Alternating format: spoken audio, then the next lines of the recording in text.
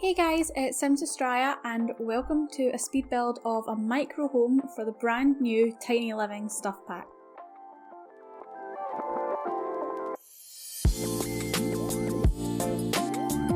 Okay, so I actually did use terrain tools for this lot, which is really not like me.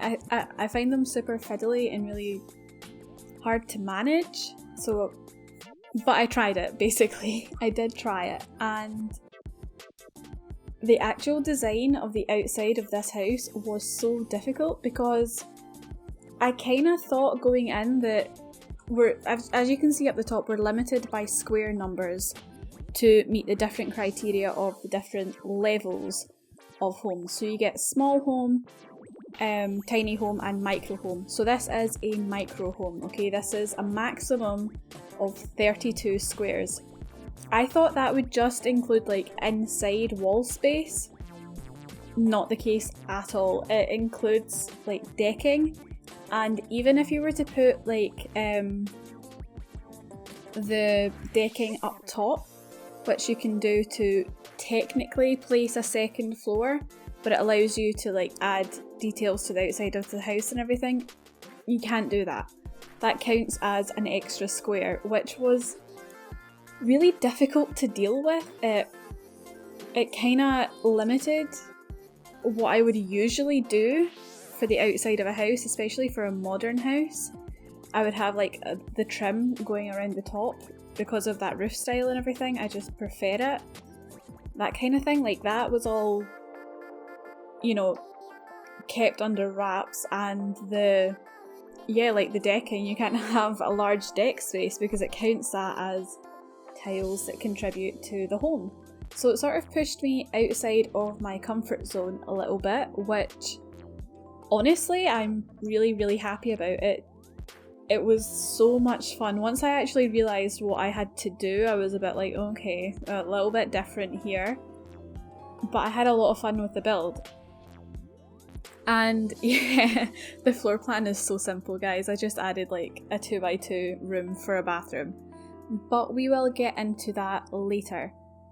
So I was actually inspired by one of the builds that's in the trailer for this.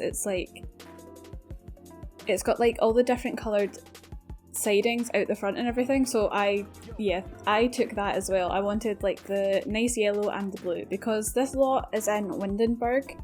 My last build was also in Windenburg. I don't know, I'm feeling it right now.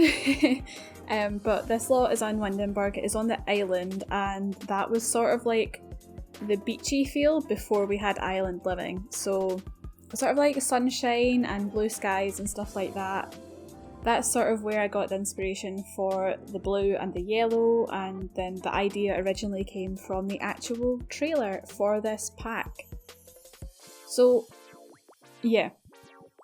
Obviously, this lot is tiny. It is, well, not the lot, the home is tiny. It is 32 squares maximum, like completely 32 squares. And this is a 20 by 20 lot, so we had a lot of room to play with. And I was kind of thinking to myself, like, how do I want to fill that up? Obviously there's going to be loads of landscaping, which I love, and it was a lot of fun. But I actually realised, like, I have not made a pool in so long, like a really, really long time. I cannot remember the last time I did a build with a pool. So here is one for you guys. This build has a pool. It may be a teeny tiny little home, but they're not lacking in some luxury areas. Your sim will be able to lounge out on this island, poolside, and there's some screenshots later. There is a gorgeous view from the pool of one of the neighbouring houses, which sounds super creepy, but it's like you can't see anything. It's just like in the background, in the sunshine and everything. It's very cute. So yeah, I had a lot of fun with the landscaping for this build. But you guys can see I'm starting to fiddle about with fences now, and that is the core reason why I really dislike terrain tools. You can't get them to be straight. It's so difficult. See if there's the slightest hill, the fences like bend, and I don't know if it's just me being like a little bit extra when it comes to how I want things to sit in my builds and everything, especially with a modern build. and wanting like the straight lines and like the clean edges and everything like that. I hate it. I really, really hate it. So there's like the odd cut like little bit of fence that sort of borders the property, and it sort of like ties it in nicely, but it's really only located in the flatter parts of the lot.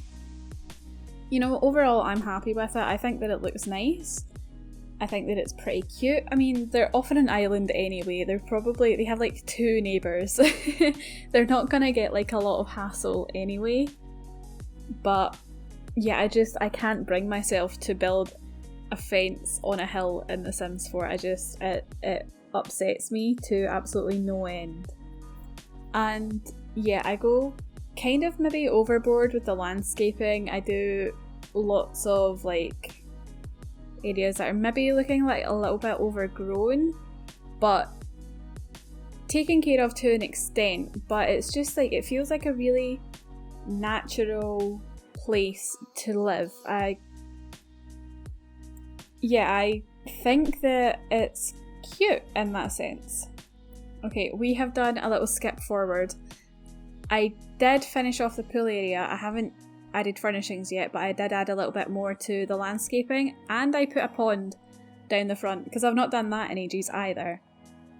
Okay, so we are inside this build, and it took me ages to figure out again where I wanted to place everything.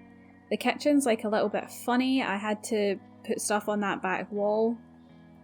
I ended up sacrificing a dining area because I wasn't happy with that table. It was just sort of sticking out, and obviously we needed a dresser and things like that because this living area is the Sims' bedroom because it is just so tiny, and the Murphy bed is super cute. I really, really like it, and I used like warmer tones, so nice sunshine yellow in here, and then like the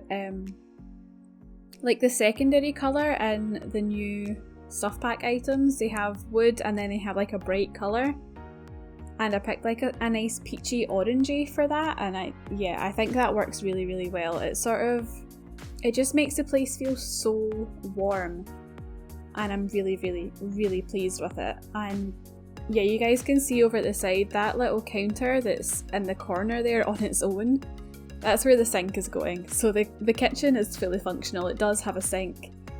And in the corner between the cooker and the fridge, that's where your Sims can cook their food. It all works. It's all been tested. And it is actually up on the gallery.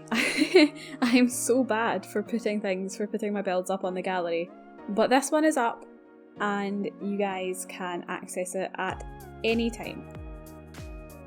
And yeah, so I'm fiddling about with curtains and everything because there's like a lot of the big full length windows here, and you know, they don't have a fence, so your Sims need some level of privacy in here.